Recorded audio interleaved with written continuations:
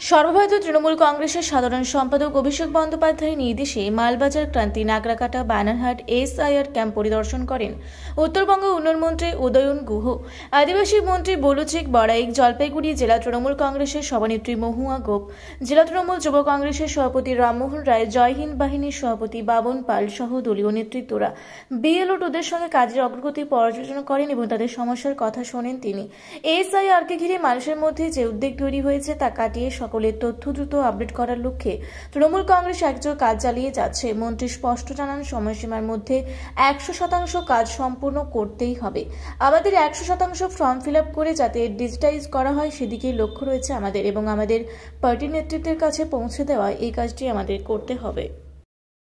বলে না, সার্বিকভাবে আমাদের টার্গেট যেটা যে 100% নাম ফর্ম ফিল আপ করে সেটাকে ডিজিটাইজ যাতে হয় সেদিকে লক্ষ্য রাখা এবং আমাদের পার্টির নেতৃত্বের কাছে সেটা পৌঁছে দেওয়া, এই কাজটা আমাদের করতে হবে। সেটা আমাদের দেখবার জন্যই আমরা ঘুরছি এবং ভালোই আছে, এগোচ্ছে। কিছু কিছু জায়গায় একটু সমস্যা আছে, সেগুলোকে দূর করে আমরা যদি আগামী দুদিনের মধ্যে কাজটা শেষ করতে পারি, আমার মনে হয় এখানে 100% কি আশা রাখছেন দুদিনের মধ্যে কি কাজ সম্পূর্ণ? আমার যেভাবে এগিয়েছে আমাদের 86%-এর উপরে রয়েছে, আশা করা যায় আগামী দুদিনের মধ্যে প্রায় 100% হয়ে যায়। নির্বাচন কমিশন এত শর্ট টাইমের মধ্যে কমপ্লিট করতে বলছে, কি ভাবছেন যে সাধারণ মানুষের কি হ্যারাসমেন্ট করা হচ্ছে? ওই যে বললো, আমি কালকেও বলেছি একটা কথা, যে কিলিয়ে কাঁঠাল পাকানোর চেষ্টা করছে নির্বাচন কমিশন। কার নির্দেশে করছে আমি জানি না, কিন্তু এই যে কিলিয়ে কাঁঠাল পাকাতে গেলে কিছু সমস্যা হয়,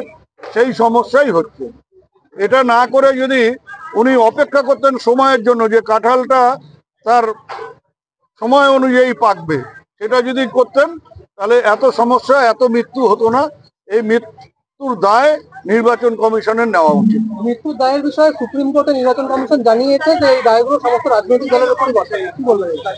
এখন রাজনৈতিক দলের উপর বর্তায় কেন?